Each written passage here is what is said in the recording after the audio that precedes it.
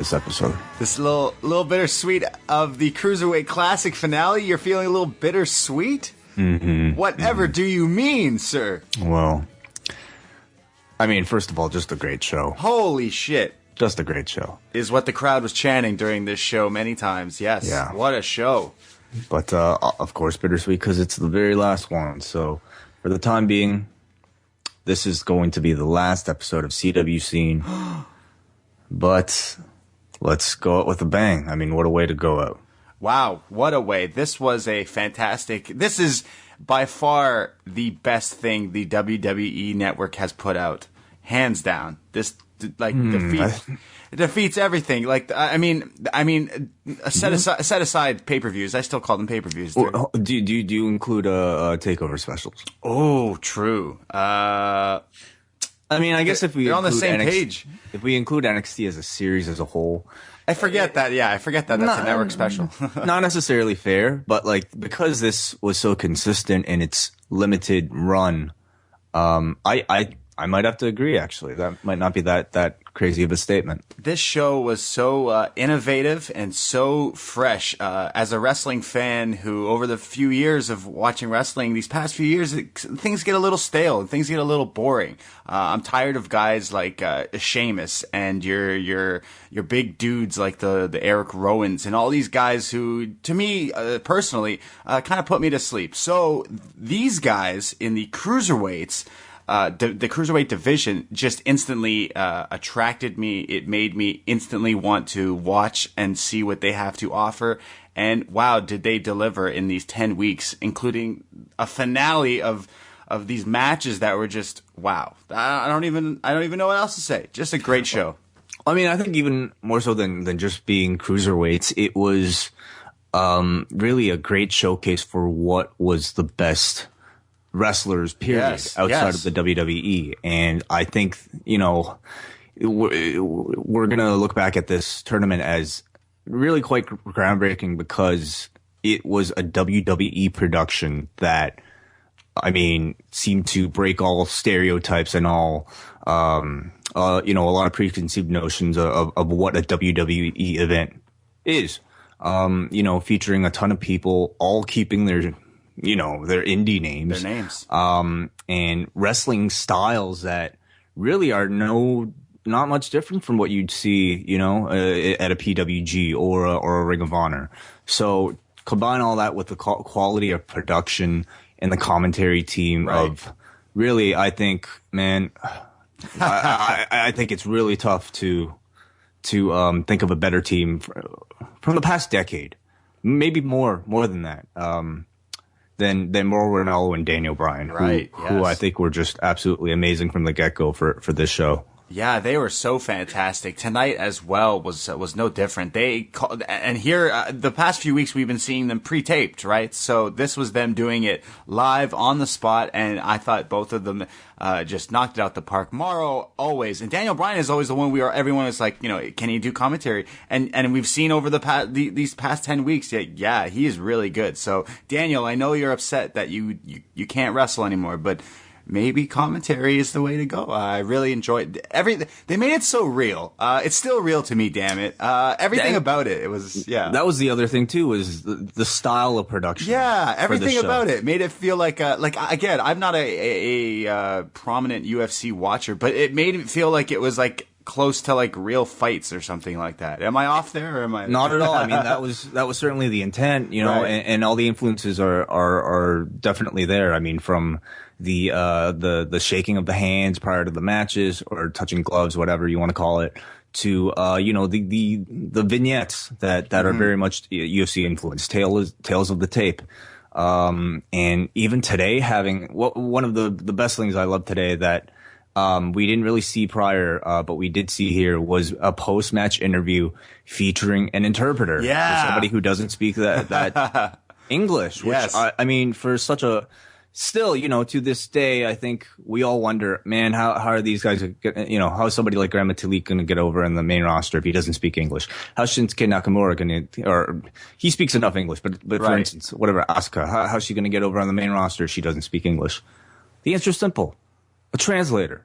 And I mean, I know that wrestling's a little different and that, people are kind of relied upon to do a lot of acting, and you might not be able to get everything across, be a translator, but I mean, I feel like you could still do a whole lot with somebody there just to translate, and I thought it was effective today, and I hope it's something that they maintain when they transition to the main roster next week. Yeah, that's another thing. Like that's what I mean. Everything kind of felt so real. Like they were like really. I don't know. Everything about this whole thing, this innovative thing, as they mentioned a few times, the brainchild, the brain baby, or whatever of Triple H, and whoever is the people who brought all this together. Just like well done.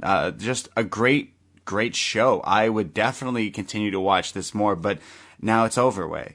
And you're right. It's like everything it got to the top, and now it's like, the best things are things that aren't around like every single week. So yes, I actually like the fact that this is limited, and I don't even know if I want to see them bring it back necessarily next year. I don't know if we will.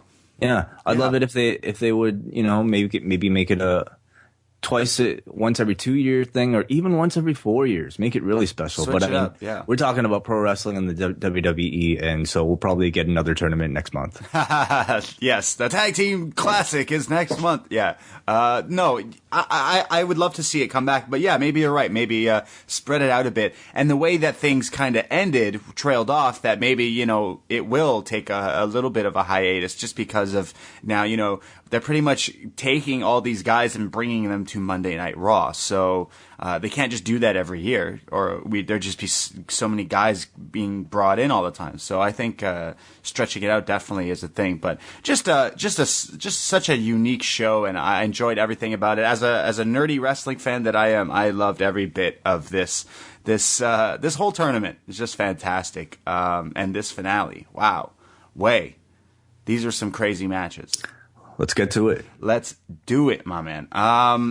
This was cool. They have these video packages in the beginning. Your basic WWE video packages of, there's a song playing underneath. It kind of sounded like some rock. I don't know. I'm just trying to describe this video. The video packages alone always make me hyped up for a match. You got to have a good video package to get me really excited. These video packages, I mean, they clearly have a different production team doing these shows. Maybe it's similar to the one to the ones that do NXT. I'm not sure, but at least you could tell with the CWC, they aside from the MMA inspired production, there are a lot of other elements that they introduce, like the way they do the recaps. They use a lot of slow-mo cameras from a B-roll camera shot in with a film look, and I guess that's something that's probably maybe MMA influenced too, because Strikeforce used to do that a whole lot.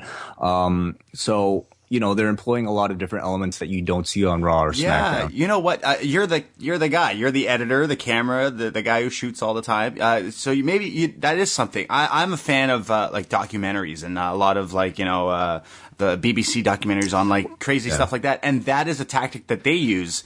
And now actually TNA uses a lot of that. Yeah, they do too, but a little different. I enjoyed it. Again, the one in my mind is the Kota Ibushi moonsault. I've probably seen him do that in slow motion a few times just from tonight. But love it. So video package off the beginning, pretty much showing the journey of the whole tournament leading up to tonight. All the competitors, all 32 men, and voiced over by Triple H here. Yes, Triple H doing his best voiceover work here, aside from Scooby Doo. I mean, of course, Triple H, has been completely absent, at least on camera, for the duration of this entire tournament until this particular episode. The only real instance connecting him to the tournament on screen has been the presentation of the trophy initially, right? And that was during a takeover special. But prior to this, there was very little mention of Triple H. But I think behind the scenes, especially with this audience, everybody knows this is another one of Triple H's babies. Yes, definitely. But on screen here, we see him taking a bigger role on this episode. Yes, definitely. This is where he kind of shows his face at the end. But we'll get to that. Our first matchup, our semi-finals here, Grand Metalik versus Zack Sabre Jr. Now, there's a lot of speculation going into this special of who signed and who isn't? The little game that, that everyone's playing at home. Before we even get to the matches, I put out a very, very, very official Twitter poll asking before the show began who everybody thought was going to win, and of 110 votes, I will tell you the results, and 14% of people thought Zack Sabre Jr. was going to win. So assuming a lot of people probably didn't think he was. And then we have 20% of people thinking Grand Metalik was going to win. Wow. 28% for TJ Perkins. And the majority, 38%, feeling Kota Ibushi was going to win this tournament.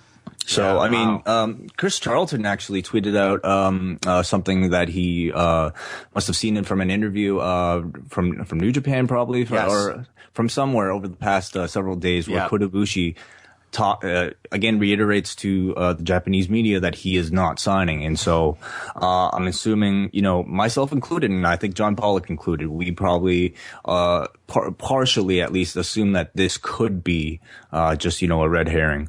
And, that I love that existed, that speculation was there because it made this match way more interesting. Yes, definitely. I have a feeling a lot of people's eyes were watching that match specifically because they're like, well, if he loses here, I guess he's not signed. So, that may have come into play in these matches of, some people who have not signed with the WWE. But, Grand Metalik, Zack Sabre Jr., just a side note, when Zack Sabre Jr. comes out, his music is playing, they cut to a long-haired guy in a Macho Man shirt just headbanging for a good solid 10 seconds. I had to write this out because I hope someone gifts it and something like that. It's just too wonderful to not. He's the Izzy for Zack Sabre Jr. Yeah, the long-haired metalhead guy just headbanging. Weird. Is that not your typical indie wrestling fan right there? Long-headed long-haired I don't know. Guy. He was in a Macho Man shirt though. Maybe put him in a Bullet Club shirt. Bullet Club shirt. You're right. There was a lot of Bullet Club shirts in the audience tonight. I had noticed that. It's my favorite wrestling shirt. So good for that. I don't know. Maybe Bullet Club's kind of not as indie anymore. You kind of need to go even more niche. But I'll look ProWrestlingTees.com. That's where you'll get all these shirts. So right as the bell rings here, Grand Metalik, Zack Sabre Jr., we get a drop kick from Grand Metalik, sending Zack Sabre Jr. to the outside, and right away, a tope, just a dive, right over the top. I'm talking seconds into this matchup. They are not playing around. He rolls him into the ring, and then a springboard senton into the ring for a 2 count. Instantly, they have gotten the attention of the crowd. They are super hot here at Full Sail University in Orlando. Zack Sabre Jr. quickly applies a octopus stretch, a variation where he's wrenching on the arms. He's always wrenching on the arms. Head scissors into a submission again. He's a pretty talented submission specialist, if you ask me. My WWE Network feed cut out, and it kind of went black for a second. And as it cut back, we have a Dragon Sleeper by Zack Sabre Jr. So I don't know how many seconds I really was behind. You didn't miss much, but something notable that you probably did miss was that there was a Lucha Libre dual chant, with the other chant being technical. Yes, okay, yes, I did hear that, and I was like, what are I assumed they were trying to chant something like catch wrestling or technical or UK wrestling or something like that, but yes, it was great. That's a dueling chant I've never heard before. Yeah, it's very funny. I loved it. There's lots of chants in this episode. The crowd is very vocal today, except I don't like when the crowd talks and tries to chirp people when they're talking. It's very disrespectful. Don't do it if you're in a crowd. It's very mean. What are you talking about? Whenever there's a promo or something and someone's talking, Full Sail is so tiny that if you yell something, you will be on TV. Your voice will be like a heckler? Yeah. I hate hecklers here. It's just sometimes they're funny though. Sometimes, but most of the time, the finish him guy, the guy who yelled finish him. You still. Yes, that's true. But you usually most of the time you're not funny and you kind of come off like a douche. You're usually just trying to get yourself over, and it's man, I'm watching at home and I'm trying to listen. You kind of you could ruin a promo, but the crowd when they're loud during a match, go for it. I love it. And they were very loud here. We get a Dragon Sleeper by Zack Sabre Jr. Grand Metalik wiggles out of it, but he runs into just a numerous amount of European uppercuts. Zack Sabre Jr. making Cesaro work for those uppercuts because he delivered. I couldn't count how many European uppercuts he used in this match. He's going for like the wrenching, the goalpost where he's kind of using his shoulders against him, like an octopus stretch attempt, but Gran Metalik does get out of it. We get a super kick and a reverse sling blade. That's right, reverse sling blade from the opposite side and pretty much landing like a bulldog type move. Then a standing star press. Zack Sabre Jr. kicks out. Metalik hits his own kind of octopus stretch submission here with like a head scissors and a triangle and into an armbar, and pretty innovative. I liked how both these guys are kind of adapting the styles. Actually, all 4 guys in the finals kind of did do that. They're all like well-rounded athletes, I guess, is what they're trying to play off. Get a satellite into a guillotine by Zack Sabre Jr. Very impressive. But Metalik with his own submission, a Boston Crab, and then they go from counter to counter of different roll-ups and pin attempts, and then a slap fest. Zack Sabre Jr., he's not the biggest dog in the fight, but man, he is, as a millennial would say, he is a savage. He's like, Cesaro comes across, he reminds me of Cesaro because they do the uppercuts, but it's like, he's a tiny guy, but he's got like such a loud bark. He's thin. He looks skinny, but the guy's ferocious. Absolutely. Yeah. Yes. He like, if that's what they were trying to deliver in this match to tell me that he was, like, it came across that way. It's interesting because like, and again, like I think earlier on in the tournament, his style looked a little bit light, but like, you know, those are probably maybe earlier matches where he didn't need to be as intense, but like. And even like at the beginning of a lot of these matches, he starts out very, very light and does a lot of technical stuff. But when it's time for him to get aggressive, the guy gets really aggressive. Right. Yeah. So, he's very aggressive. We get a huge lariat by Metalik, only a 2 count, a super kick and a springboard back elbow again for a pair. Metalik does his rope walk, kind of springboard jumpy move, but he runs it. He flies into an uppercut by Zack Sabre Jr. We get the penalty kick. I thought it was done. Metalik kicks out. We get anytime he hits that penalty kick, I think it's over. I think it should be his finish. It's just great. And he's from the UK, so penalty kick. Football, come on. Zack Sabre Jr., he thought it was done when he hit the penalty kick because the facial reaction on his face was just like, what? I thought I had the guy beat. What the hell's going on? He's getting pretty angry. Metalik counters a half Nelson suplex into an octopus stretch and then into like a crucifix arm wrench, but Sabre gets the ropes. They go up top and they're battling up there, and Metalik crotches Zack Sabre Jr. on the ropes to the side of the turnbuckle, then Hurricane Rana's him right off of it. Pretty insane. He goes up top. So he lays Zack Sabre Jr. out here, and he goes to springboard to like a frog splash. But as he goes for the landing, Zack Sabre Jr. catches him in a triangle, and Mauro Ranallo thought that this was the end because it almost for a second looked like Gran Metalik was tapping out, but in fact he was shaking his finger saying, no, I ain't tapping out. He gets out of it. He finally does get to the ropes. We get a bridging counter and counter for counter here. Both guys get up. Zack Sabre Jr. Runs at him with an uppercut, but gets countered into the Gran Metalik driver, and Zack Sabre Jr. is eliminated. Gran Metalik advances here to the finals of the Cruiserweight Classic. What a like, this match just had no pause button at all. It was just go. Yeah, loved it. From the get-go, it was, I mean, they started off really hot, and if you only if you were blind and you're only listening to the match, like the guy in the documentary who I believe does listen to the Law. I forget your name, sorry. But let's say if you couldn't see, okay, or let's say your WWE Network feed was out and you're only listening to the match, this crowd was at a 10 from the get-go, and they ended at a 10. Like, they, made it fine, 11, 12, whatever, but like, they didn't really let up, and that's because I think, a combination of the show being, being the first match in the show, and because that was the style of match. Even for somebody like Zack Sabre Jr., who, at times, works a slower technical style, the way he does a lot of his submissions and his grappling, Right. he twists his opponent so impressively that he gets big reactions without having to work fast. And I think that makes for a tremendous combo when you do have somebody who can bring like a really fast-paced style for the other parts of the match in Grand Metalik. And so this match, I mean, in terms of styles, these two are almost like at opposite ends of the spectrum. You have, the European grappler, mat-based grappler versus the luchador. And I think that they told a wonderful story of each man trying to implement their style against the other.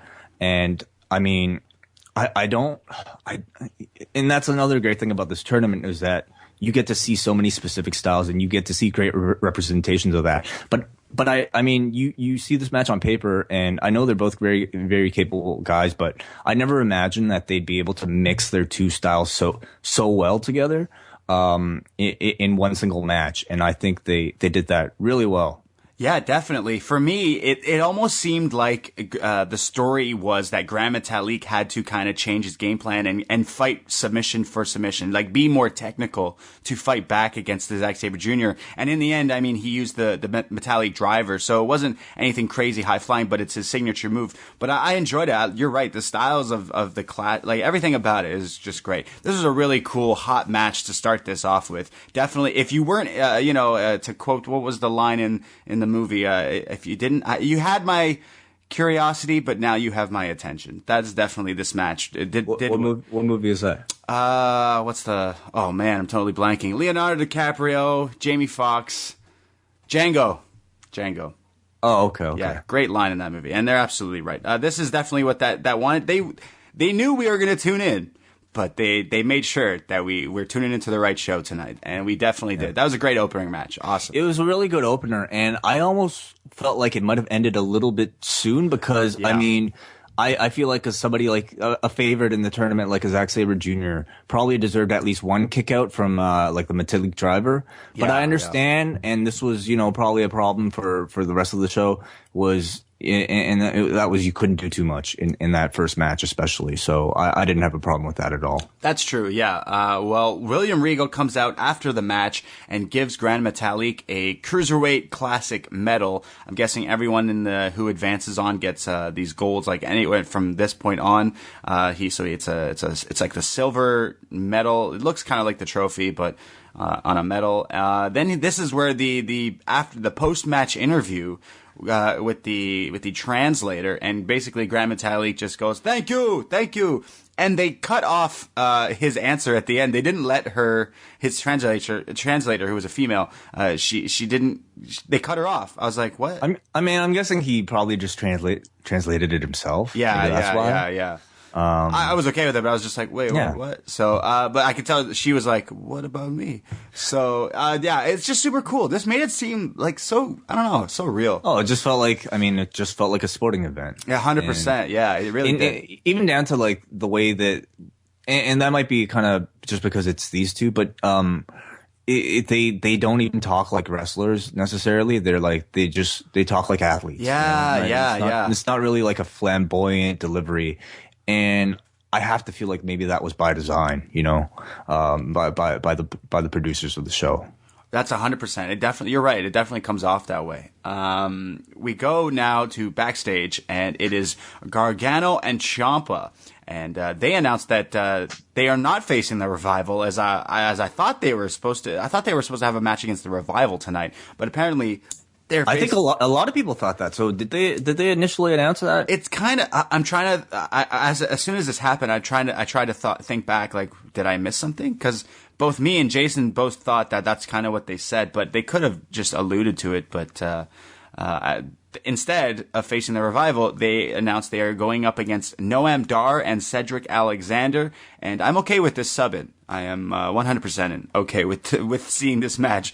They say that they're facing these two guys, and nothing against these guys, but they have to prove that they are still the best tag team because they are coming straight for the NXT tag team titles. Revival best be watching, and the Revival is watching because these guys are coming for the titles, man. Boom. So that is later on. We go to our second semifinal match. Maybe the most talked about match tomorrow because of the whole circumstances with Ibushi here.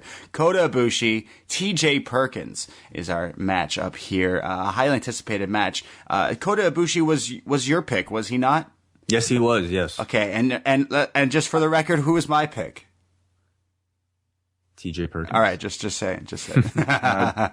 Wow. You should have really bet on it. You should have put the money down. This match didn't start off just as quick as the last one, but still just as entertaining. It was a more traditional start. Yes. Wrestling more of a Japanese shoot style type of match. The story in the beginning of this match was very entertaining for me. They go to like grapple and kind of go at it a little bit, and they push one side up to the ropes, and the referee always tries to separate you at the ropes, and as he does, Kota Ibushi goes to like side kick TJ Perkins, but he blocks it like it's nothing. He like slaps it off like a kick. Then they go at it again, and they're on the other side. He goes for it again. TJP just claps it off like, get out of here. I don't want. I know what you're trying to do, and I one upped you. And then finally, Kota Ibushi does get that kick in, and the crowd knew that he was kind of deserving it. TJ Perkins, to me, I thought was more of a heel leading up to this episode, and it kind of switched over. At least you mean from the rest of the tournament, he seemed like a heel. I thought so. I thought so more. Maybe because he's dabbing, and maybe is dabbing a heelish thing to do? I mean. I don't think dabbing is heel, but it's just like I feel like that's a babyface thing to do. I think it's like, yeah, that's true. I guess it depends who you're dabbing at. If you're dabbing at like, I don't know, like a hipster or like a Gen Xer, maybe. I don't know. Maybe you. I don't know. Do hipsters dab? I don't know. I can't say that I dab. I'm sorry. Maybe if you're dabbing, maybe a different type of dab. If you're dabbing at Jason Agnew, then you're definitely a heel. I would love to see Jason Agnew dab. Or John Pollock. Jason Dabnew. There you go. T-shirt. Put it on a T-shirt. The crowd is crazy hot for these guys, as you would imagine, especially Kota Ibushi. We get a springboard drop kick from Ibushi, sending TJ to the outside. He goes for the triangle moonsault, but gets kicked in the butt. And sends him crashing to the outside. Literally just gets like super kicked right in the butt, and he goes flying to the outside. And was this the one where he lands on his head? Yes, Daniel Bryan is very adamant to go, look where he landed, like look how he landed, watch the replay, watch it. He's like very into it. It makes you like want to watch it. Like, what? Show me this replay. Show me it again. Show me it again. Yeah, it was definitely a detail that I think a lesser commentator probably wouldn't have been able to identify. Exactly. So yes. It really helped the match. And also, sorry, on the dab note, Perkins actually didn't dab. Yes, he does not dab, and he does not dab in this match, and they make note of that. TJ Perkins rolls him in from this crash, and he gets this submission. What is it? He does like a standing Hurricane Rana. He like a head scissor into this hold that he has done prior matches that we've seen, and that's when he does his dab. And instead, he doesn't do it, and Mauro Ranallo's like, look, this is the Cruiserweight Classic, the finals. We're like, this is our final show here. He ain't got time to dab. He has to take this too seriously now. I love that the lack of dab was used throughout the night for Perkins as a way to show how serious he is. Sorry guys, I have no time to dab. I am trying to win a match. No, I mean it totally makes sense. For the sure. guy's taking it seriously. He's not going to dance in the middle of it. For sure. Yeah, 100%. I like that. It was the little things there. Again, from Daniel and Mauro, both really selling me on this match. We get just huge kicks from Ibushi in the match, and I know I haven't seen all of Ibushi's stuff. I've seen some matches here and there from his New Japan, and I know that people think he is the best kicker and the strongest kicker, and I have to agree with these people. Like, you could hear it sounds like a thud. It sounds like someone falling off a building, and just like I don't even know. It just sounds like, what terrible imagery. I know, but that's what it sounds like. If you took the sound effect of him kicking TJ Perkins here in the chest, straight to the chest, and I know this is a fixed, predetermined sport, but that is something that is hard to fake. This guy is getting kicked. Straight. He's getting kicked. Perkins goes from submission hold to submission hold here, trying to show off his technical skills. We get a standing Hurricane Rana, sending Perkins to the outside. And now Kota Ibushi lands with his golden triangle moonsault. This is the moonsault where they showed a million times in slow motion. It's just every time he hits this move is beauty. It's just a thing of beauty. We get a snap bridging German suplex by Ibushi, but TJP kicks out. Again with the kicks, just thuds, he's just destroying this guy. He goes for the apron German suplex where TJP is on the apron outside the ring and Ibushi is trying to, while standing on the second rope, trying to German him into the ring. One of his classic moves that we've seen in some of his matches. But Perkins counters it with his slingshot front drop kick. And then puts him up on the top turnbuckle.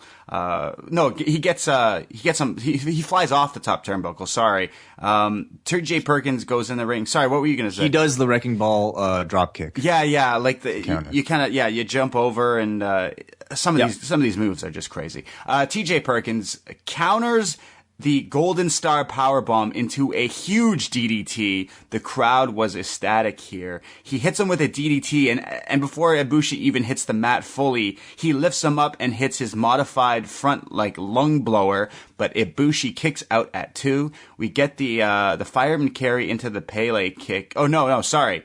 Ibushi goes for the Pele kick, but gets countered into the knee bar, and this knee bar is coming into play now. Definitely been working the leg here. Every match the TJP has been in this tournament has been won with the knee bar, so they're really selling this move. I mean, I gasped for when they when they did this. It looked so perfect. It was beautiful. So, many of these exchanges were just that even a video game wouldn't render it as nicely because you probably have motion detection issues, but they were so ambitious and they hit everything really nice. Yeah, I mean the Pele kick is a fantastic move to see. The guy is backflipping into the other guy with a kick, but this is countered into the knee bar. Pretty sweet spot. I thought so too. Very smooth. Both of these guys are professionals for sure. So he has him into the knee bar, but finally. He gets to the ropes. He does not tap out. They beat the shit out of each other here, more so when they're both on their knees and they get to their feet. Dude, yeah. The striking exchange here? Yes. God. Yeah. Oh, man. There were multiple times where they were able to time both of them hitting each other in the face at the same time. They would dip down, come back up, do a few more strikes. Again, time it perfectly so that each would hit each other in the face. Yes. And then it just it just kept going and the crowd was nuts. And then it finally ended with that Golden Star Bomb. Yes. Dude, it was like seeing two guitars hit a note for note perfect dueling solo. You know what I mean? Yes. The amount of timing and precision that's required to do this. It was amazing. Yeah, so what Wei is basically saying, they're on their knees and they're hitting strike for strike, and then they slowly get up to their feet and they're still hitting each other back and forth, and then they essentially hit each other in the strikes multiple times. It's very impressive again. And then Ibushi hits the Golden Star Powerbomb, and Full Sail University damn near loses their mind when TJ Perkins kicks out of it.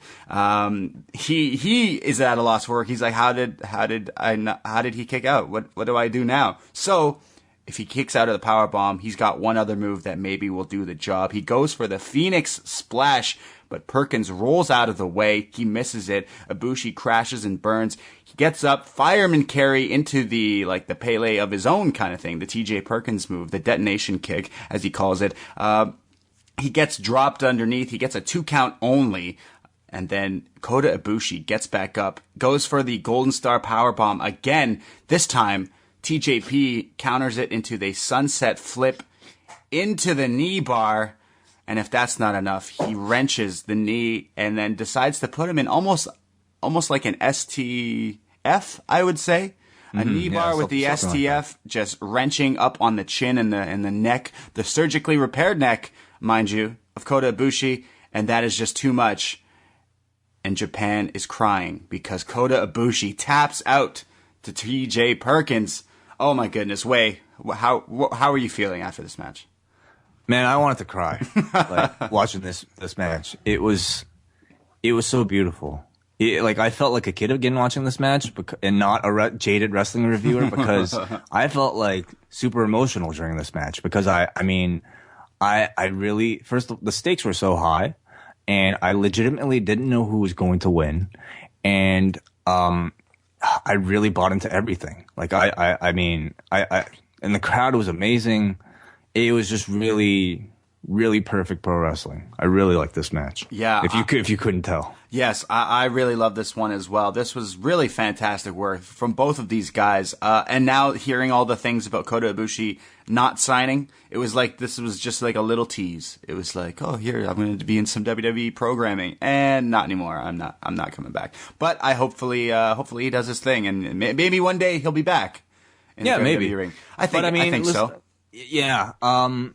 And I guess we'll talk about this more later, but man, the string of matches that Kota Ibushi had for the last 3 matches in this series were just like all of his matches, yeah, all breathtaking. Yes, as again, someone who's only seen certain matches in his career prior to this, he blew me away. Definitely, I would definitely watch more of him in the future in any promotion. I would definitely purposely seek out to watch this guy. Very impressive. Awesome stuff here. But he's eliminated, and he's no longer in this tournament. And we're down to 2. Gran Metalik and TJ Perkins are your finals here. But before we get to that, here is in fact our bonus match of the evening. It's no. Oh, hold on. Oh, yes. A TJ Perkins. Oh, right. The post-match interview. Right. Basically, they mentioned that TJP was homeless, and they're trying to knock you over the head with the fact that he was homeless and, never let people down. I've seen on Twitter that there is an altercation between Josh Matthews and TJ Perkins prior to or right after him exiting TNA as the manic character / the TJ Perkins. So people were tweeting that because people are saying that he was aiming certain words to Josh Matthews. I don't think he was thinking about Josh Matthews tonight at all. Yeah, did he mean because what he said was, he quoted Confucius or something. He said, before enlightenment, chopped wood carry water. After enlightenment, chopped wood carry water. Very zen.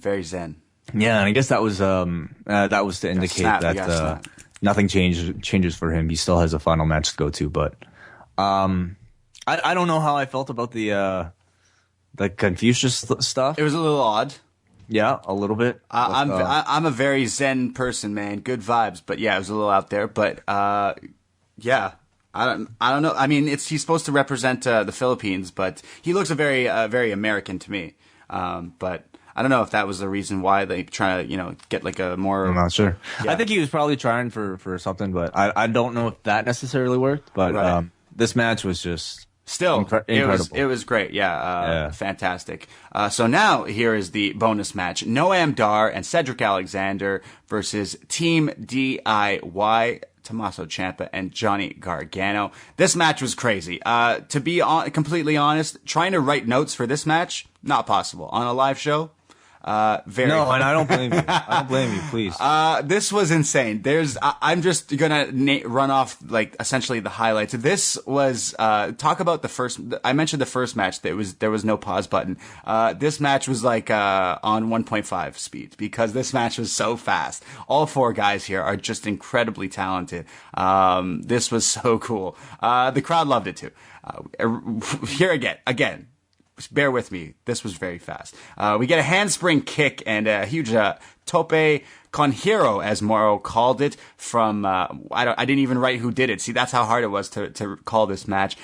Cedric Alexander is just on fire. That's the one who hit the move. He goes back in the ring with a jumping flatliner or complete shot, only a 2 count. There's a spot where Johnny Gargano kicks Tommaso Ciampa has Noam Dar on his shoulders in an electric chair outside the ring. And Johnny Gargano is on the apron and super kicks Dar off of Tommaso Ciampa's shoulders. Very cool spot here. Very Doomsday Device like.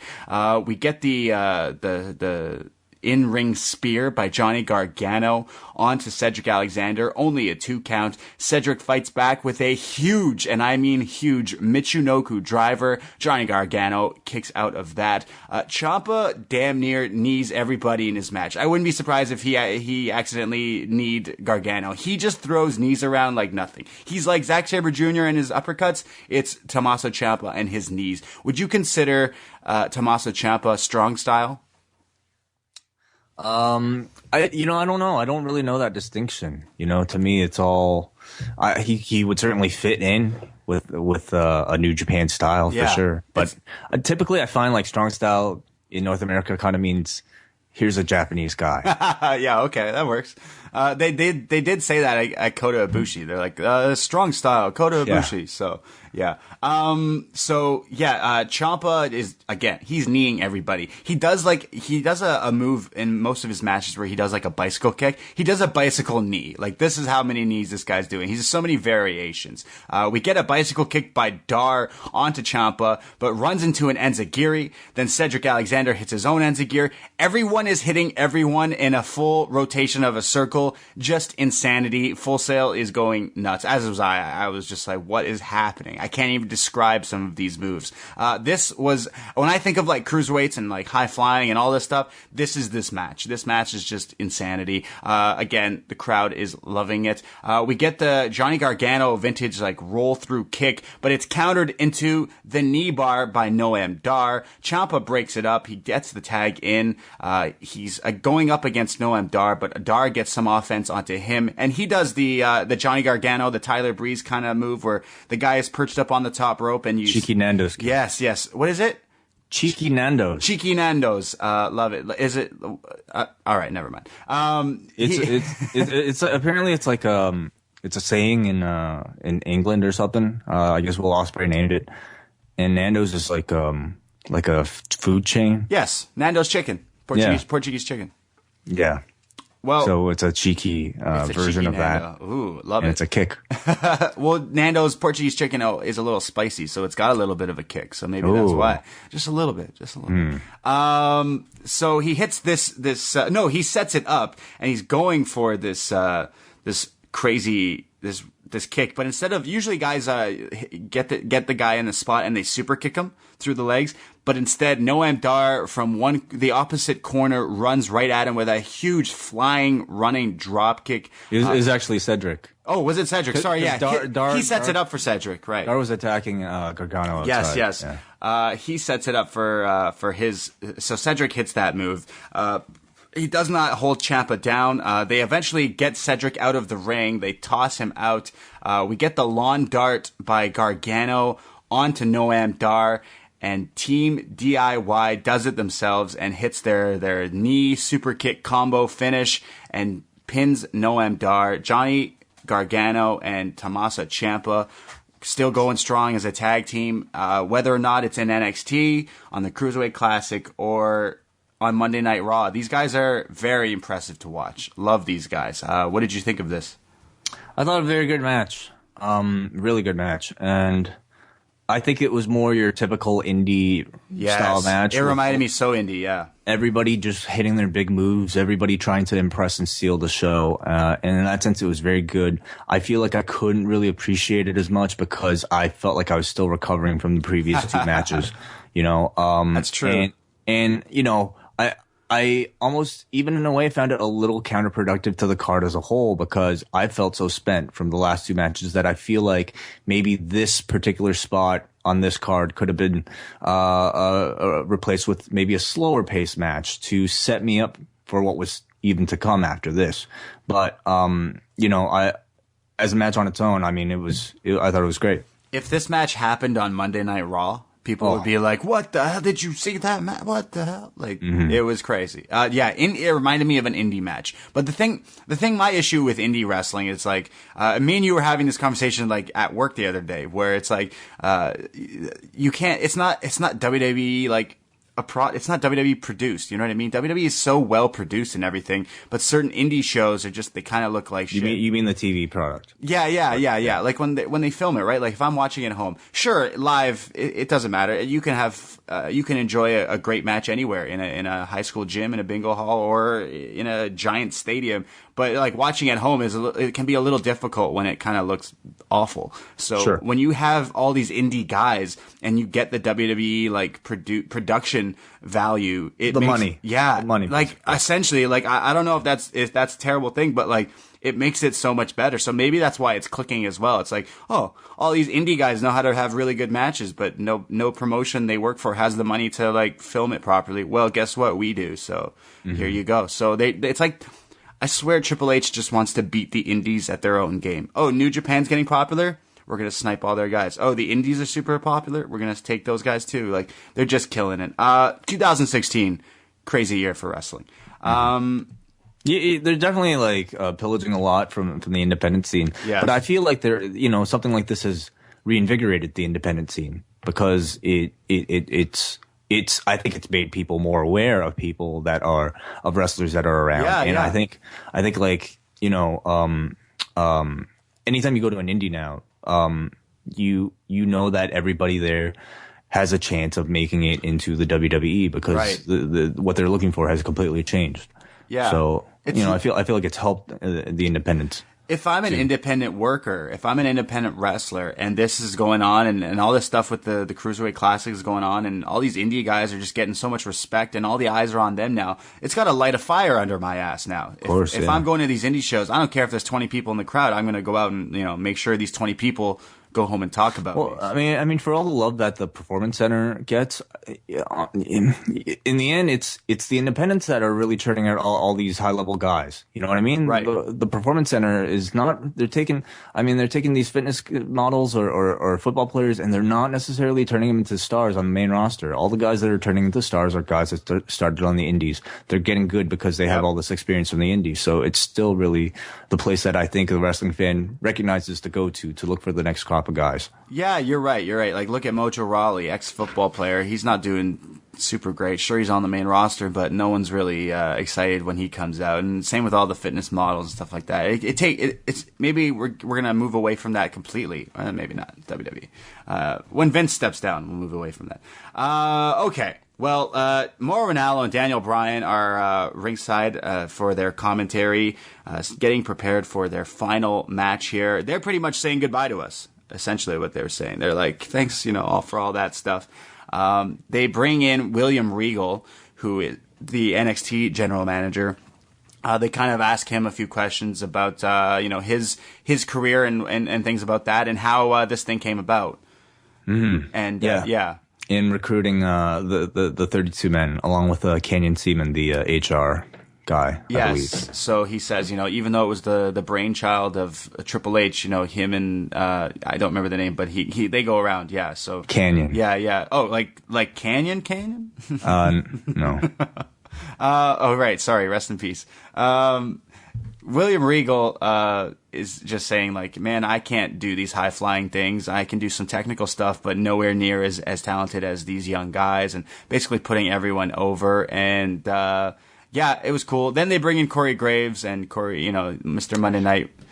They had a lot of time to fill. Yeah, I think so. This is all leading up to, of course, our final match here. TJ Perkins, Grand Metalik. Both guys come out. They're in the ring. And as the referee is being prepared to ring the bell, Triple H music hits. Mm-hmm. Triple H comes down to the ring. The crowd is very excited to see him. It's like the opposite of Monday Night Raw, where people just boo him. And here he's like the good guy. It's okay. He's got a dual roles. You know who he is though. He's Triple H the Don. We've gotten over this. The Don. Triple H the Don. Triple H the Don.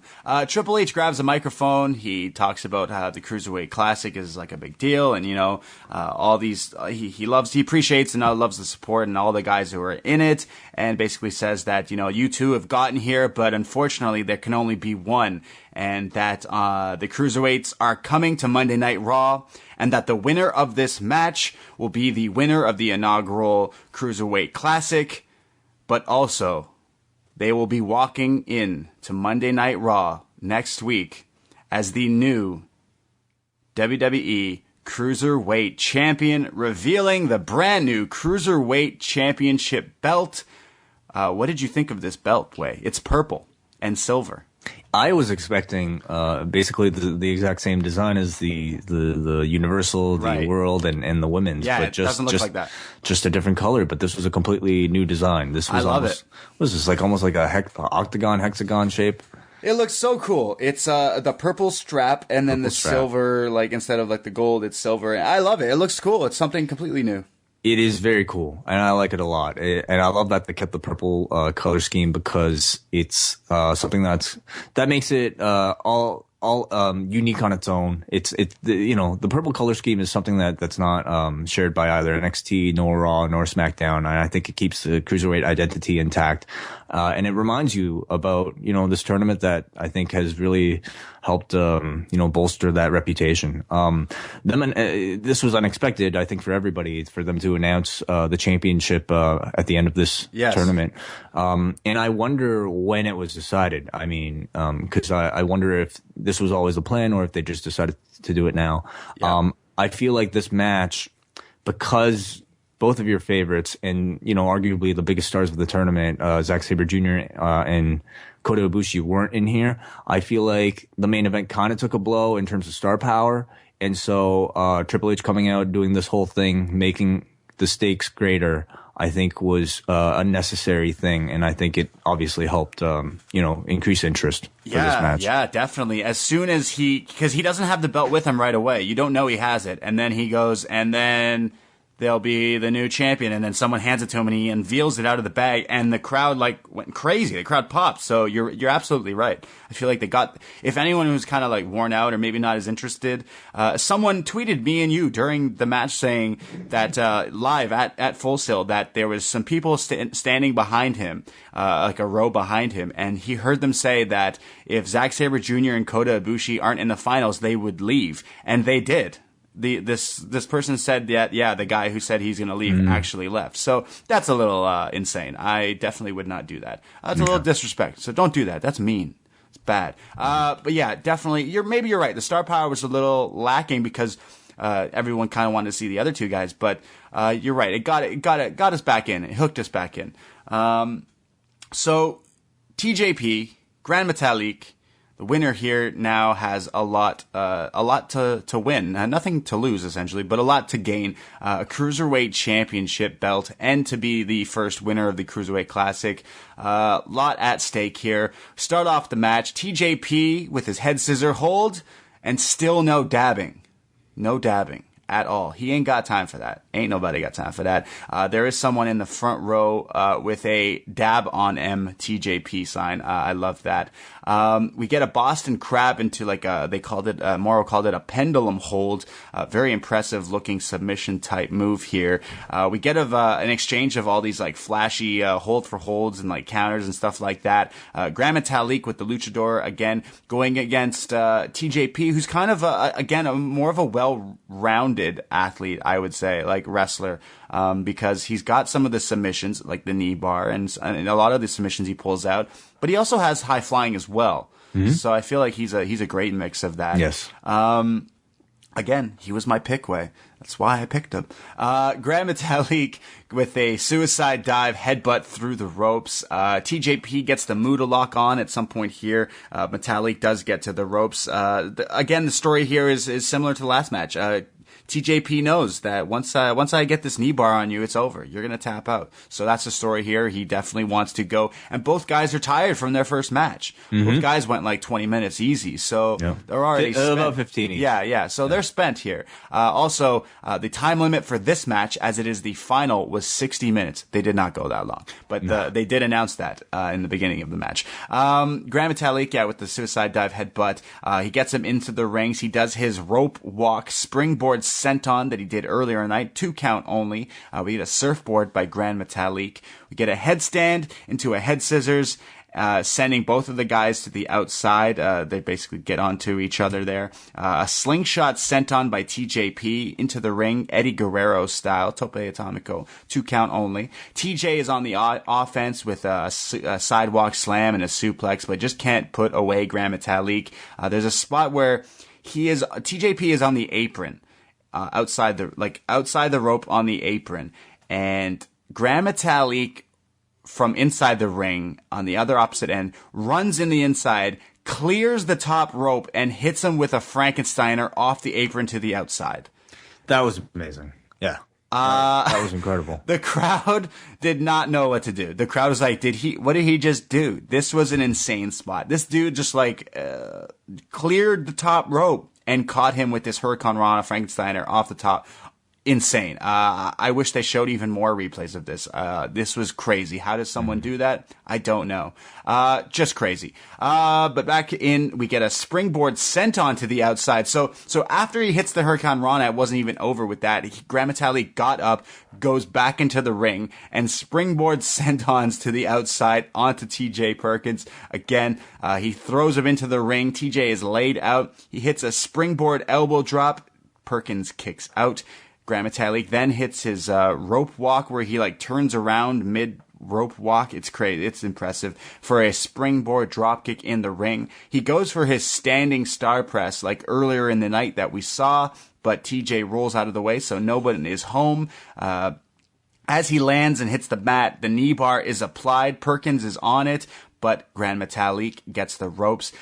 This is where now Grand Metalik gets up and chops TJ Perkins so loud that I was wearing headphones while watching this, and it would have peaked in the red zone way. It was so loud, and I was like, wow, that was really loud. And after looking at TJ's chest, it looked like someone took the hottest green tea that you would be drinking, Wei Ting, and just threw it on his chest because he got chopped to shit. Ouch. It looked like it hurt. So it's still real to me. Metalik with a super kick. He's gaining momentum in the match, but runs into a low drop kick to the knee. He's very, very much selling the knee here. He's in a lot of pain. These guys wrestle a match, and now another match. He's spent. They're both spent. We get Metalik is going for the Metalik driver. He hits another super kick. He gets up after the knee drop kick, but he gets up, hits another super kick, goes for the Metalik driver, but TJ counters it into his own fireman carry of his own, goes for the detonation kick, but Metalik counters that into a DDT. Perkins kicks out. We get a moonsault counter into a lung blower, and again, the knee bar is applied by TJ Perkins, but this time he is not allowing Grand Metalik to get to the ropes. We get a counter into a roll-up. Myself and Full Sail University, and maybe you included, thought this was over at this roll-up. He basically was fighting in the knee bar for so long, gets to the ropes, gets pulled away, and then gets a roll-up. I thought it was over, but TJ kicks out. Metalik gets to his knees, scoops up TJ Perkins, and hits the Metalik driver. But when he hits the move, his knee gives out. He's in pain. He could not get to the pin in time. And in fact, as he goes for it, he's just a little too late. And Perkins kicks out at 2. We get a slingshot drop kick, that drop kick that TJ Perkins did earlier in the match where he jumps over and hits him from the outside of the apron into the ring again. We get both guys going up top to the top turnbuckle in the opposite corner here. And Grand Metalik, while standing on the top rope, lifts TJ Perkins onto his shoulders for a fireman carry, attempting a super Grand Metalik driver. But TJ Perkins drops down, grabs him by the legs. Metalik is swept face first to the mat, and the knee bar is applied, and TJ Perkins submits Gran Metalik and is your new Cruiserweight champion and the winner of the Cruiserweight Classic. Oh my gosh. Yeah. But Perkins wins. TJ Perkins is your winner here. This was a fantastic match as well. This whole match was TJ Perkins working the knee and everything like that, and the storytelling was great. And Gran Metalik, with his flashy moves, will continue to hook me in. He's just great as well. I loved it. Yeah, both guys, especially considering this was their second match, I thought looked impressive. And this was a very good match. But I'll say for me, like, I was still spent, honestly, from like the first hour, and I don't think that I personally ever recovered. I think the crowd did, though. I feel like they really got the crowd, especially for a lot of the near falls at the end.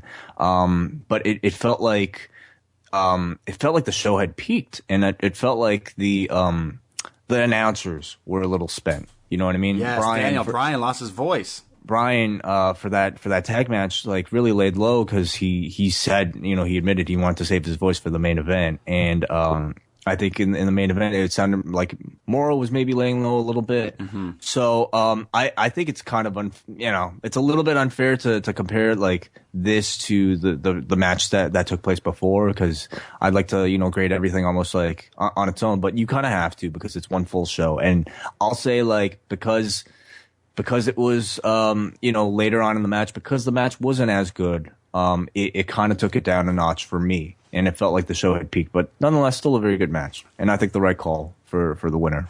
Yes, I think so too. Although Gran Metalik really impressed me. Some of the stuff that this guy can do in the ring and outside the ring is just crazy. I definitely think TJP winning is the right move here to go into as your new Cruiserweight champion as well, like leading the charge on Raw for this division. But I think you're right. I think my match of the night was TJ Perkins and Kota Ibushi. Just because I think I was more invested into that match. That one maybe had me a bit more. I think it's because you're right. I was a little spent by this main event. I guess that's why you need to have these filler matches. But I thought this was a solid main event here. Great. Absolutely. Very solid. Yeah. Great storytelling here. This whole show, top to bottom, was just fantastic. So. It's a very good show. In the end here, you have of course, the title presentation, and Hunter, of course, does it, and he spends a long time talking to Perkins. So I'd love to know what he was saying. Yeah, he's kind of like hugging him and talking to him and probably giving him some advice, similar advice maybe CM Punk gave to Mickey Gall. Yeah. They're going to tell you that you're not deserving. Let them say that. You should not say it yourself. So this is where they go into a post-match celebration interview, and this is where they talk about TJ Perkins being homeless. They're really hitting us over the head with that story. They wanted to hit that emotional thing. He mentions that he walks around with a necklace of a key of the last place he lived before he had to go homeless, and he still keeps it to remember, to keep himself at a level there. Pretty inspirational stuff. I really like this story. I like it. Yeah, they did run with that. For sure. And again, very realistic delivery. It felt like he spoke from the heart, not something, necessarily scripted. It felt very genuine and very appropriate. I liked it a lot better than the, wood carrying water. Analogy. Yes, Zen. I like this guy so much. I can't wait to see more of him on Monday nights because, he has I guess it's weird to say. I just keep saying it. He has a believability factor. Something about it makes it seem like it's so real. It's actually like a competition. You're right. Earlier you said like there's a difference between like the wrestlers and like this like almost like they treat it like a real sport. So I kind of hope they keep that with the Cruiserweight division. I hope so too. And now, now with the tournament over, I mean, the biggest question is how these guys are going to translate to Raw, I feel like it's a drastically different environment with a different producer, different cameras, different presentation in general. How is somebody like a TJ Perkins, who I thought he was very appropriate for this type of delivery and this type of promo, but how will he survive in the body of a show featuring Braun Strowman or, and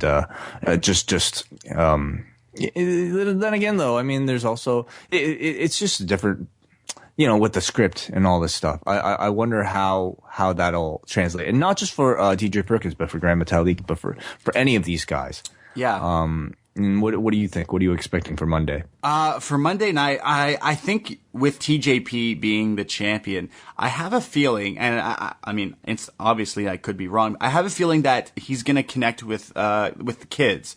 He's a tinier guy, and he's younger. He's young. He dabs. He dabs, man. I mean, he didn't dab today, but I feel like he's going to have a real connection with the kids because of his story. It's like, it's John Cena. Don't give up. Never give up. Like, I think that's going to work, and it's positive. So, I'm all for it. But I feel like they're really going to have to, and if there's one thing I feel like, the CWC, would really need to improve on for the next time, I think it's, trying to get more varied interviews from a lot of these guys, because I think that was one of the more disappointing points of the presentation was how we would constantly see the same interview from everybody. Right. And, in the end, I think everybody got over because of their wrestling, but not so much for, their story, Brian Kendrick aside.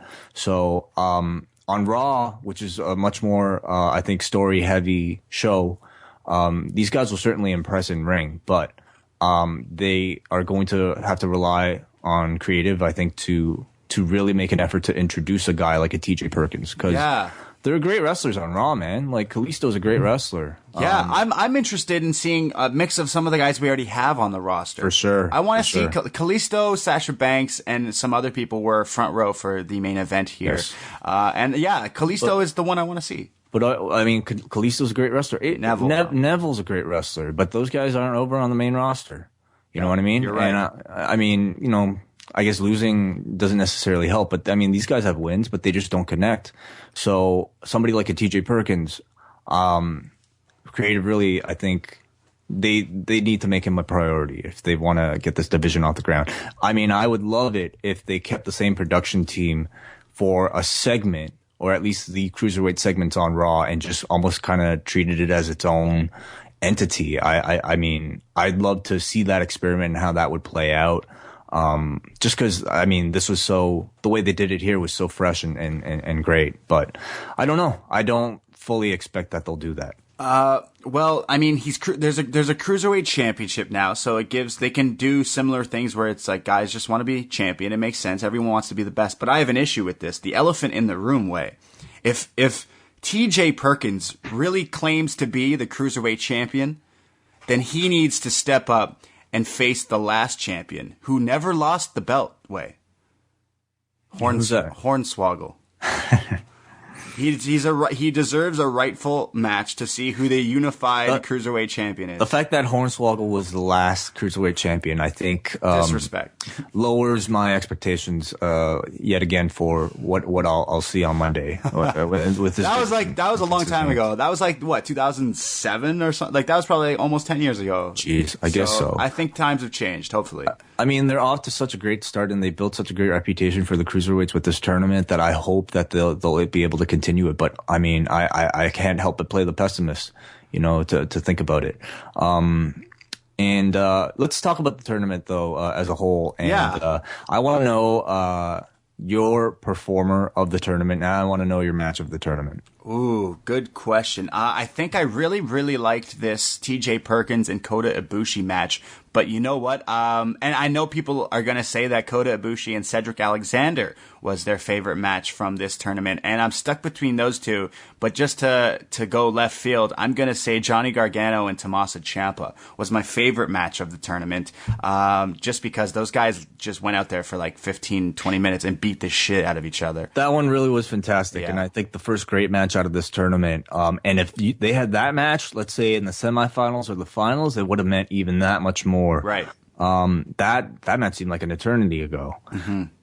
But definitely that was up there. The 3 Kota Ibushi matches, Cedric Alexander, Brian Kendrick. I think it got 5 stars. I think Meltzer rated it 5 stars. I think he said it was just under 5 stars. Oh, was it just under 5? I think he said. To me, that match was so crazy. That match, I think, is going to be one of the talked about matches. But Dude, that was amazing. The Ibushi Perkins match was amazing, but I think for me, I got to go Brian Kendrick Kota Ibushi because the storytelling was that tremendous. I think Brian Kendrick was just, played his role so well, and was able to, has shown so much evolution as a storyteller in pro wrestling. And you combine that with just the technical prowess of both guys. I thought they really, and Daniel Bryan on commentary, who was, and again, let's give credit one last time. To Daniel Bryan and Mauro Ranallo for making this what it is. And also, I'm also, again, not looking forward to Raw because I don't know how this will turn out under Michael Cole. They got Corey Graves, who I think will do a great job, though. So I think I'm relying on Corey to really hold this up. I totally forgot about that. You're right. We're gonna have to hear Byron Saxton call Cruiserweight classic matches. They'll try to do a good job, I'm sure. But I think that's my match of the tournament. What about performer? Was it Kota? And just looking at the track record, I have to go with Kota Ibushi. I'm gonna have to agree with you on that one. I think that he had every match of his stood out to me. So I'm with you on that one. I have to say. I told you from the beginning. Wait, okay, maybe not the beginning, but like last week, 2 weeks ago, T.J. Perkins. Can you name so who are some of your other standouts that you Grand Metalik was so the second I saw him, the first match I saw him, I was like, yeah, he looks okay. He looks kind of average. He grew on me instantly. He was a guy I didn't really know it. I didn't know at all. And he definitely grew on me. He is definitely a standout. For me, I wish I got to see more of Zack Sabre Jr. because I have seeked out some of his prior matches from Progress, and they were very impressive. And he had I think today's match was his best one of the tournament. But, I would love to see more of him. Hopefully he comes into the WWE. Our boy Jackie Boy, he was a standout in this tournament. Jack Gallagher, I feel is it's a shame he didn't carry on further in the tournament, but right. I think he's on a lot of people's minds as a breakout performer from here. Yes. But you can really just go through the list, man. Most of these guys stood out to me. Cedric, Rich Swann, Tony Nese was awesome. Drew Gulak is awesome. These are all kind of guys we know, but Akira Tozawa. Oh, yes, man. Yeah. See, you know what? All these guys are crazy. I think Cedric Alexander for me is the guy I want to see propel. I think he can go very far in the WWE, and I'm not just talking like cruiserweight division. I think that guy is a star. I think. I don't know. I'm just a huge Cedric fan since I saw him in Ring of Honor years back. So I think he's definitely a one to go far. These people aren't just chanting "Sign Cedric" for a reason. In his match tonight, they chanted "Welcome back." So people clearly like that guy as well. But so many great guys in this tournament. Yeah. So yeah, great time. Good time. I loved it. And now what am I going to watch now, Way? I have to find something else to... Total Bellas. Total Bellas. Are you going to do a review of Total Bellas? I'll actually enjoy that stuff, so yeah, I'd probably watch it anyway. Right. But it's a very different What do you mean? It's like the same show. What are you talking about? Well, yeah, Daniel Bryan's on both of them. Yeah. So actually, Brian Kendrick was on the last season of Total Divas. Wow. Training Eva Marie. So. Oh, yeah, okay, yeah, sweet, yeah. Maybe he'll make it. Maybe Kota Ibushi will make an appearance. Yeah, he's close enough. We'll get some Kota. Yeah. We'll get Kota Ibushi, and he'll date someone. I don't know. He'll date a diva, and then sure, that'll be great. That'll be fantastic. No, I love this tournament. It was a success in my books. 2 thumbs up for the WWE for this. I'm telling you, 2016, greatest year in pro wrestling. You know what? Just judging by in-ring.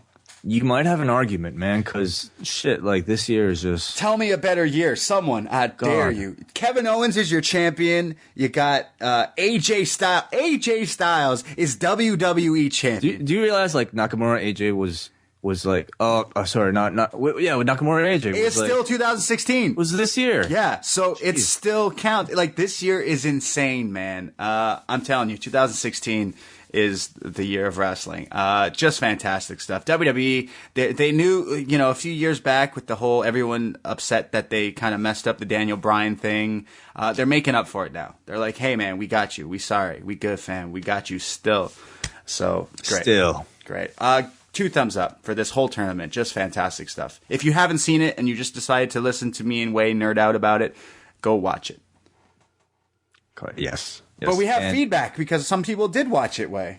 Mm-hmm. Let's go to this. I think we have a lot of people are writing feedback for this, Way. Go ahead. Do you have it open? Yeah, of course. We start from our favorite, Jesse, from the 66666. Views on CWC. I love the tease of Ibushi being counted out after what allegedly happened at the tapings of this last match. That is true. Yes. I love how they worked that in. I almost bought it.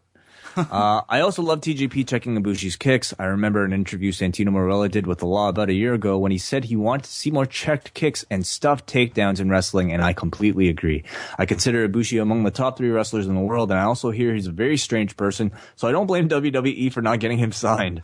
Given that, I mean, I don't know if that I don't know if they first of all didn't sign him, or if he, more than likely, I imagined he probably turned, or maybe they just couldn't come to an agreement. Yeah. But I don't know if him being a strange person necessarily was their reasoning for not working with him. I don't know about that. Given that, I think TJP is a great choice as the first champ, even if he doesn't seem all that great at catching guys when they dive at him. That is true.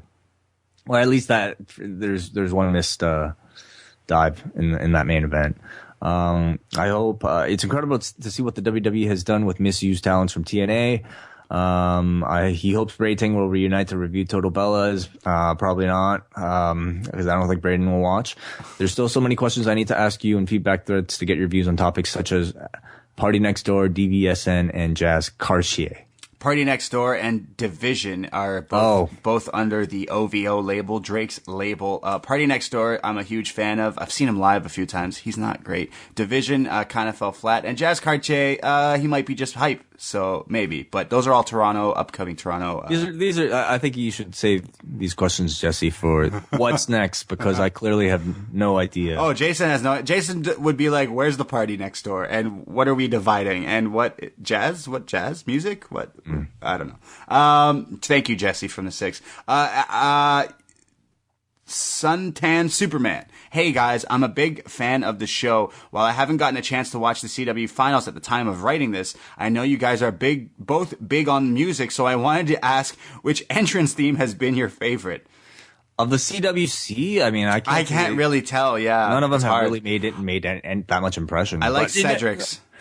He mentions here he stumbled upon the Max theme, and I do actually remember that one because of obviously the Michael Jackson vibe. So I guess that one, but I can't say I've heard it more than once. So yeah, I'm obsessed with Shinsuke Nakamura's theme. Like I constantly have that one on in my head, and I also like they don't want none. They don't want none. Yeah, if you had to pick a theme of the year in the WWE, that's tough. But I'm gonna have to. I mean, Glorious too just came out. Glorious just snuck in here. So, but no, I'm gonna have to say Shinsuke.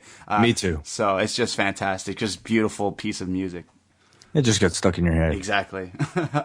All right, we go to Dan from Baltimore, who says, great match from Zack Sabre Jr. and Metalik. What was the point of the translator if Metalik's answers weren't going to be translated? I guess he translated one of them. Hell of a match by Ibushi and TJ Perkins. After that match, how does TJ have any energy left for the finals? I must have misunderstood Gargano and Ciampa's promo on NXT. I thought they were facing the Revival for a future title shot. Great match regardless. So I'm guessing maybe it was just poor wording of a previous promo. Yeah. Real U.S. champ. What a show. And Perkins is the winner and new champ. That belt is fire and one of the Universal title designs. Oh, I didn't know that. I guess those are some of the leaked title designs. Oh, okay. Interesting. He's got a question. Will we ever see Zack Sabre Jr. versus Kota Ibushi? I mean, I think if New Japan's smart or someone book that match right now and you will make money. I also, definitely. I mean, yeah, geez, that's sort of the match that everybody was teased with, but they didn't get. That's so. the match WWE didn't deliver to you, and you could I could know. one up them and do it. So, and he also says, "Who will challenge Perkins?" I think we're gonna see you know how like SmackDown and the women's division, it's basically like all these ladies came out and they're like, "Okay, I want to be champion," and then we had a 6-pack challenge. I think it might be something similar to that, where you kind of got to explain who everyone is at first. So I agree. yeah. I think it'll be also interesting to see how they integrate the current roster into that cruiserweight division, because I think you have to be kind of careful there, because, you know, Neville seems like a perfect shoe-in, right? But Neville also is a low to mid carder in the WWE, and so do you want to have that guy immediately, you know, kind of like the worst of the Yeah. lot, be the best of the cruiserweights? True. Not to say he's the worst, of course, but that's the positioning he's kind of in Right now, yeah. So I don't know. I don't know how they're going to do that, but I would like to see some of that integration to really freshen the things up. I mean, there are a lot of names actually on NXT as well that would fit the cruiserweight. 100%. Yeah, for sure. Is this me or you? Sorry, that's me. We go to great matches all night. TJ was a standout performer early in the tournament and has the right skill set to lead the division on the Raw roster. Gran Metalik looked like a typical luchador at first, but quickly proved in the ring that he deserved to be in the finals. Great tournament. I hated the crowd tonight. Once they saw Ibushi lose, then they started crying like babies. The belt reveal was smooth. Bryan was sweating like a dog in the sun. He was pretty devoid of breath at times. Sad that this is the last we get of Daniel Bryan and Morrow together. While I love the CWC, I hope they wait a couple of years to bring it back so it has a chance to feel special again the next time around. Burgundy from House of Glory. Holy tournament, Batman. What a 10 weeks that all was. Really simple. What do we see as the immediate future? Who's the Cruiserweight champion? Do they hold it on for a long time? How does the division play out? Basically, how do you think they will book the first months of the Cruiserweight division, and will it remain strong for long term? Yeah, we kind of answered that, but Yeah. I think you gotta maybe lots of crazy tag matches at first to get people's attention. I don't know. A lot of it, I mean, the strength of the division is the in-ring, so they're really going to have to showcase that. I really hope that they do not relegate a lot of these matches to the kickoff of a pay-per-view, which I can No, they won't do that. They won't do that. You got to treat these guys with importance. Yes. And, you know, since the last time the cruiserweights were around, I feel like the wrestling audience is a lot different. And I feel like what's required for guys to get over is kind of different. You know, I think in ring, being good in ring speaks a lot more these days, even for a mainstream audience than maybe it did the last time the cruiserweight title was around. I just hope that they book it strong, and I hope that they let these guys perform. Do you think we see TJ Perkins defend his Cruiserweight championship at Clash of the Champions in a few weeks? Every belt's supposed to be defended. Exactly. So, So we better see him have a match. So maybe we'll see it. So they might even have to name one this week, because isn't it like they got 1 week to go? Yeah, don't exactly. They better hurry up, man. Yeah. There it is. There, you have your 6-pack challenge there. And Yeah. great.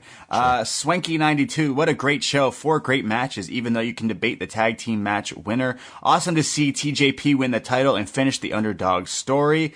Dab on him. Can't believe this tournament is over, but now look forward to the Cruiserweights on Raw. Question, with Kalisto at the final sitting with the guys that are expected on Raw, do you think his SmackDown contract expired and that's why Swagger was brought over to SmackDown to replace the body spot of Kalisto? God, I hope so. I don't even know the last time. I don't even remember when he was on SmackDown last. It's because he was doing lucha things, man. He was busy. That's the last time we saw him. He should really do his lucha things on Raw. Yes. But then again, you also have like Gran Metalik here, who's kind of your resident luchador. But I mean, that kind of makes a natural feud, doesn't it? So I'd love to see Kalisto in the division. We go to Bill, who says, the new belt is gorgeous, but the finals as a whole left me very pissed off. I have nothing against TJ Perkins, but I was never super impressed by his work in the tournament. I definitely think Gran Metalik should have won after delivering some of the best performances of the entire thing. But this is WWE, and the underdog story Perkins had going for him made him the clear winner to win, no matter how good of a wrestler he was. I mean, I have to really disagree. Really, really disagree. But we all have separate opinions. Mata from San Jose. Great wrestling tonight. Congrats, TJ Pay. Oh, wait, did you just read this one? Or did I? No. Oh, okay. He's saying, I am upset about who was in the finals. I completely understand that they need to showcase who will be a champ and on Raw, but by the end of the semis, it was no longer the best in the world. Rather, it's the best WWE can sign out of the best four in the world. I'm not bitter, I'm just stating facts. I mean, I can understand that as a fan, but, you know, they were kind of put in a position that they had no other choice. You know, I mean, you could have put Zack Sabre Jr. in the finals, I guess, but I feel like being able to promote Gran Metalik as the guy who made it to the finals is much more valuable than, you know, just having maybe a stronger star-powered main event. Mm-hmm. We go to Chris in Ottawa, who says, what a tremendous production. The CWC somehow surpassed the G1 as the top multi-show event in pro wrestling. I'm really going to miss seeing Kota Ibushi and Zack Sabre Jr. so often. It must be strictly business for those two. They make more money independently than what WWE must have offered them to participate in Raw's Cruiserweight division. I will not miss Ho Ho Lun. I will. I mean, he could be. I think he's still around. He could be on Monday nights, guys. I mean, I'm pretty sure he's signed. I don't know if he'll be part of the tournament, but I feel like he's with the company in some capacity. Well, I can't wait to see what he brings to the table. Charles in Louisiana. Bray Ting, I'm ashamed to say this. This is my first time leaving feedback since you guys started CWCeen. Regardless, what a tournament. I'm glad TJP won because, in my opinion, he looked to be the most complete competitor in the entire tournament. He's got some questions. If WWE decides to do another classic, what should the focus be? Women, tag teams, or more cruiserweights? I would love to see a women's tournament. Me I too. think there's a plethora of great talent out there that's untapped, and I think you'll see some very strong matches. I mean, I guess you have to wonder if the thing about this tournament was that there was no cruiserweight division, so they were holding a tournament to populate that division. There are women's divisions. Could they use more talent? I think they could always use more talent. But of all the suggestions, I definitely see the most value in promoting a women's tournament. I think it would help them to take a break from the cruiserweights. Tag teams we kind of got already. They have enough people for tag teams. But you know what? Throw a women's tournament together and throw in some of your NXT girls in there. 100%, 100%. They need to have. We're losing all our NXT women to the main roster, so we definitely need to find some new ones. But I also would like to see more tag teams. Maybe change that Dusty Classic, like keep it the Dusty Classic, but like make it the tag tournament and bring in other tag teams, because that would be great too. But both sound great. And his second question is, who is your favorite competitor? I think we both said Kota Ibushi. Yeah, we go to excuse me, Kelvin, who says, now that the CWC is over, do you think that if King of the Ring was presented in the same style of the CWC, say 16 Raw guys in the Raw bracket and 16 SmackDown guys in the SmackDown bracket, with the winners in each meeting in a network event, would it raise the value of King of the Ring and restore its prestige after its burial throughout the 2000s? I don't know. This was something completely new and fresh. That's what I liked. You didn't have the old names to sell you on it. You know what I mean? Like, this was completely so. I think King of the Ring, again, it's just like, it depends on how important they treat it, and it depends on how they treat the winner. That's the problem. I don't think it's necessarily the presentation or the format of the tournament itself. It was just the follow-up. I mean, they did a fucking table for three of three guys joking about how much of a loser, how big losers they were to like the worst kings of the ring. Yeah. They had a table for three for the meeting of the three worst kings of the ring. And so, you know, that's the problem. I think, and it might be the same for this Cruiserweight tournament too. You know, this was great, but if they don't follow up with the winner, kind of defeats the purpose, doesn't it? Okay, let's do one more each here. Mark from Vaughan, really enjoyed this summer's tournament. It's a shame Ibushi hasn't signed because his matches against Alexander, Kendrick, and TJP were my highlights. He's got a question. With Ricochet not re-signing with Lucha Underground past Season 3, should Triple H just send him the 2017 Cruiserweight trophy now? Also, which non-TJP Cruiserweight are you most excited to see on Raw? For me, it's Akira Tozawa. For me, it's Jack Gallagher. Yeah, I really want to see how that guy, what that guy does on Monday Night Raw. Who we will actually get to see on Saturday. Yes. at the Smash versus Progress show that is, of course, taking place in Smash Toronto, versus Progress. Zack Sabre Jr. is on the card as well. So yeah, straight off of this. Yeah, super hot right now. I imagine both those guys will get quite the ovation in that very small gymnasium at the Franklin Horner Community Center. Yes, here in Toronto. Yeah, no, that's yeah, I'm super excited to see that. I'm super excited. I think for me, to see one guy, I'm kind of excited to see Gargano and Ciampa, to see what happens with them. But I'm going to miss them on NXT because I love their tag team run. But yeah.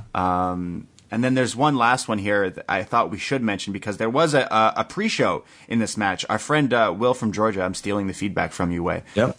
Will from Georgia always comments on NXT and the Cruiserweight Classic because he's always going to these shows. He says, what a fantastic show. It was so awesome to be live at Full Sail for this. Before the show started, the Bollywood Boys defeated Sean Maluda and Martin Stone in a tag team match. I was 2 rows behind Sasha and company, and they were playing air guitar to the Cruiserweight Classic theme before the final match. All in all, awesome night at Full Sail, and I'm so proud and excited for TJ Perkins. Yeah, so they're keeping some of these guys around. I don't know. Bollywood Boys going to be on Raw, Way? I don't know. I'm really not sure, but I wouldn't be surprised if they were all signed. So good for them. I'm happy. I want to see Tyson Dukes on Monday Night Raw. That's who I want to see. Yeah, I don't know. I mean, I think Tyson Dukes is still doing some indies around here. I don't know if he's necessarily signed, but yeah. I guess we'll find out in the weeks to come. Yep. Well, that's a lot of feedback. Sorry if we didn't get to yours, but so many people are clearly excited and watched this show. So, again, I have to say it would be a success for the WWE and the WWE Network. Just fantastic stuff. I loved it. I loved every second of it. It was fun, and I want to thank you, Braden, for suggesting the creation of the show and dragging me into it because you couldn't find anyone else to do it. And I didn't think I'd last. What is it now? 10 weeks? Yep. 10 episodes? But I did, and I have to say I thoroughly enjoyed it. It was the show that I look forward to watching the most every single week. Yes, definitely. This was definitely the show I've been looking forward to seeing every week, just because, again, it's just something you haven't seen before. And you better get that. No, that's God. We went 10 weeks without a blunder and just had to ruin it. No, yeah, I loved all of it, and I was looking forward to it every week too, and it was a lot of fun. Yeah, I've been watching a lot of the main roster stuff too, because again, 2016, man, WWE has turned this stuff up on us. They want us to become fans again. So WWE has been so lit. Lit still. Yeah. So thank you, Wei, for joining me on this quest, and thank you everyone for listening. I love all the feedback and support. I appreciate it immensely. Everyone has been so kind and so nice to me. So you've done a great job. I've been very impressed. I did okay. It was okay. Along with Daniel Bryan, I'd say you are the other breakout announcer of this entire tournament. Well, that's great. Well, thank you, Wei. Thank you again for everyone listening. What's your Twitter at? Wei, I said I would memorize it. I'm going to let you handle this. I have my eyes closed and I'm trying to think. It's like 0937. Wei at Wei 0937. I didn't have to look it up. I swear. And at the Braid D on Twitter, Instagram, and Law Radio. And where can people find all your fantastic stuff that you do Monday nights for your Raw in 3 minutes? I'm obsessed with them. Where do you go for those, Way? Everything is up at our YouTube channel, youtube.com/live audio wrestling, where if you want to see us do our reviews, review Raw, and a number of the interviews that we will be getting actually this weekend, probably with Jack Gallagher and Zack Sabre Jr. at the Smash vs. Progress shows. Beauty. Those will be up at youtube.com/live audio wrestling. Do check that out. And you can also read all the disgusting hate that we get from the worst people in the world. YouTube commenters. Oh yeah. They are the scum. Like if Earth were to ever I don't know, basically, if the sun died, okay, we'd all be dead. But I think the germs that would survive at the very, very bottom, cockroaches, would be the YouTube commenters of the world. So do check that out and have fun. Enjoy that. All right. Well, one day we'll be back for a show. One day, we promise. Scooby-Doo. We'll do another Scooby-Doo one day. Yeah, at some point. Sure. Yeah. Well, thank you so much, everybody. Goodbye. I don't know how to end shows. That's my By the way, issue. Braden will be back tomorrow. Yeah. What's next? Also, iTunes, Stitcher, all that.